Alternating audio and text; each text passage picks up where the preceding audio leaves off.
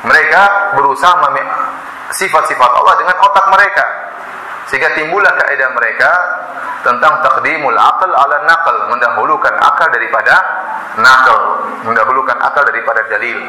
Ini disampaikan oleh orang-orang Mu'tazilah seperti Al-Qadhi Abdul Jabbar dalam kitabnya Syarah Usul Khamsah, dan diikuti oleh sebagian orang Asy'ariyah, ya, mendahulukan seperti Razi, ya, punya qanun namanya qanun Al-Kulli, ya, bahwasanya akal kalau bertentangan dengan dalil maka akal didahulukan.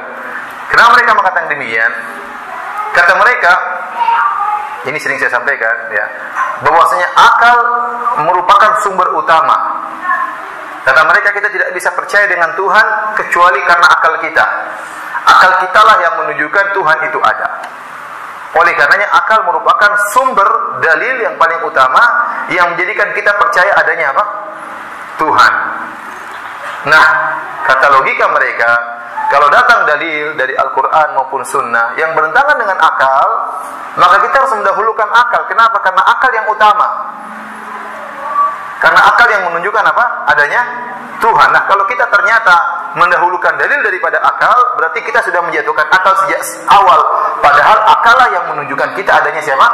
Tuhan. Paham logika mereka?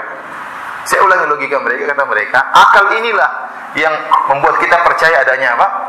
Tuhan. Jadi dia sumber pendalilan yang paling utama. Nah, kalau ada hadis atau ayat yang bertentangan dengan akal, maka mana yang didahulukan nih? Kata mereka, ya tetap akal.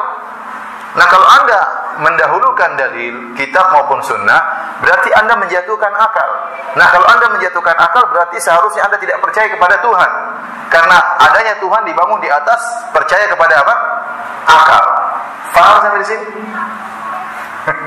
Paham atau tidak? Paham. Ini adalah logika mereka, dan disampaikan oleh orang-orang Mu'tazilah dalam buku-buku mereka, ya. Namun ini dibantah oleh para ulama, di antaranya dibantah oleh Syekh Islam Taimiyah, ya, dalam kitabnya Darut Ta'arudil Aql wa Naql, dibantah oleh Imam Ibnu Qayyim rahimahullah dalam kitabnya As-Sawa'iqul Mursalah, dari puluhan sisi membantah pernyataan demikian ini, yang dikenal dengan Al-Qanun Al-Kulli, yaitu kaidah universal yang intinya akal harus didahulukan daripada dalil, ya. Kita bantah dari beberapa sisi. Tidak usah sebutkan puluhan sisi Ibnu Qayyim, kepanjangan, ya. Kita sebutkan tadi beberapa sisi bantahan. Yang pertama, para hadirin Allah Subhanahu wa taala, ya. Kita buat analogi, semua analogi yang disebut oleh para ulama Ibnu Qayyim, kemudian Ibnu Abil Ishaq Hanafi. Contohnya rahimahumullah, contohnya kita ingin berobat. Saya ingin berobat. Kemudian saya bingung di mana tempat praktek dokter. Saya ingin tahu mana dokter. Maka saya pun berjalan, tahu-tahu saya ketemu misalnya ada tukang becak. Saya tanya sama tukang becak, "Wahai Pak tukang becak, ya, mana dokter yang ahli?" Maka dia tunjukkan, "Tuh, itu dokter fulan, itu ahli. Saya mau berobat, itu berobat tempat situ." Maka berangkatlah saya menuju kepada dokter tersebut. Setelah saya pergi ke dokter tersebut, diperiksalah saya, kemudian dikasih resep. Ini resepnya obat, tolong beli di apotek. Kemudian saya setelah pulang dari tempat praktek dokter, saya lewat lagi tukang becak tadi. Tukang becak tanya, "Apa sih resep yang dikasihkan dokter?" Nih resepnya. Kata tukang becak, "Wah, ini keliru nih. Resepnya keliru." Saat itu, siapa yang Anda benarkan? Tukang becak atau Pak dokternya? Hah? Yang benar. Kalau Anda benarkan Pak dokter, tukang becak marah. Yang tunjukkan Pak dokter saya. Kok kamu nggak percaya sama saya? Paham? Yang tunjukkan Pak dokter itu dokter siapa? Tukang becak. Harusnya kamu percaya sama saya. Loh, kalau kamu tidak percaya sama saya, berarti harusnya kamu jangan percaya itu dokter. Karena yang menunjukkan dokter siapa? Saya. Ini logikanya orang-orang Mu'tazilah. Nah, kalau logikanya kita balik. Nah, kamu sudah tunjukkan itu dokter, berarti dokter itu si ahli. Ya, saya harus percaya kepada apa? Dokter, karena itu bidangnya. Kalau saya tidak percaya dokter, kemudian saya kembali kepada kamu, berarti sejak awal saya tidak percaya sama kamu. Paham? Kalau sekarang saya bilang, dokter salah loh, berarti sejak awal kamu salah nunjuk dong. Kalau kita tidak membenarkan dokter, sebenarnya kita tidak membenarkan siapa?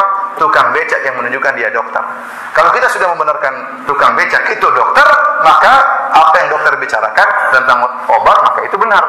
Kapan kita tidak percaya kepada dokter? Pada asalnya kita sudah tidak percaya kepada tukang becak yang menunjukkan dia apa? Dokter. Paham? Ini logikanya. Jadi kamu akal yang telah menunjukkan itu adalah Tuhan dan Tuhan tidak mungkin salah. Akal yang menunjukkan Tuhan telah mengutus Rasul dan Rasul tidak mungkin salah, maksum karena utusan Tuhan.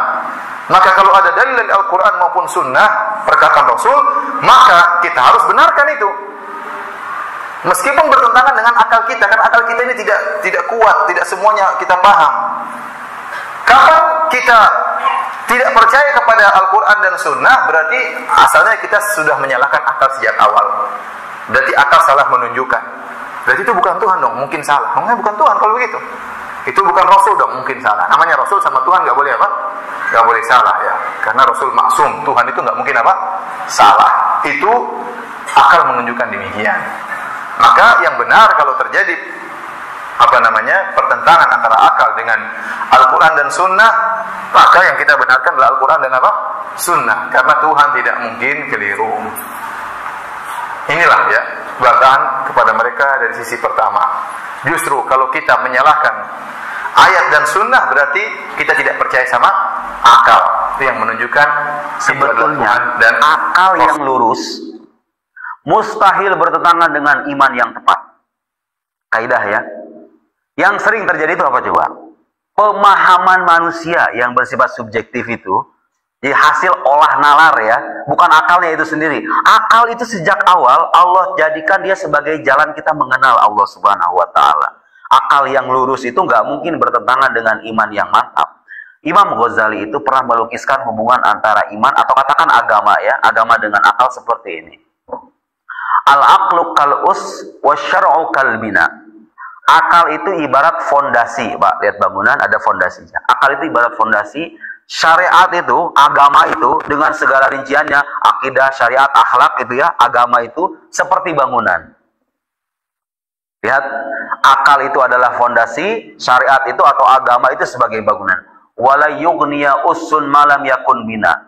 Fondasi itu nggak ada gunanya kalau nggak ada bangunan, ya nggak Pak? Apa gunanya fondasi kalau nggak ada bangunannya? Sebagaimana akal nggak bisa lepas artinya dari agama. Lihat Pak. Tapi kata beliau, wala yathbuta bina malam yakunus. Tapi masalahnya bangunan juga nggak akan tegak kalau nggak ada fondasi. Artinya apa? Agama itu nggak akan bisa dipahami dengan menghilangkan akal. Harus ada akal keterlibatan di sana, keterlibatan akal. Akal fondasi, syariat atau agama seperti bangunan. Fondasi nggak akan berguna kalau nggak ada bangunan. Bangunan nggak akan tegak kalau nggak ada fondasi. Artinya, dalam agama kita ini, akal ini niscaya dibutuhkan untuk memahami agama, tapi akal juga nggak bisa berjalan sendiri tanpa kehadiran agama. Terus kemudian beliau menyebutkan, Imam Ghazali menyebutkan, al-aqlu syar'un min dakhil wa syar'u aqlun min kharij. Kata beliau, akal itu adalah syariat dari dalam. Wa syar'u aqlun min kharij, syariat itu adalah akal dari luar. Wa huma muta'adidan. Keduanya, agama dan akal itu muta'adidan. Muta'adidan itu artinya saling melengkapi, saling menguatkan. Bal muttahidan. Bahkan keduanya saling menyatu. Jadi kita nggak mengenal pemisahan antara akal dengan iman.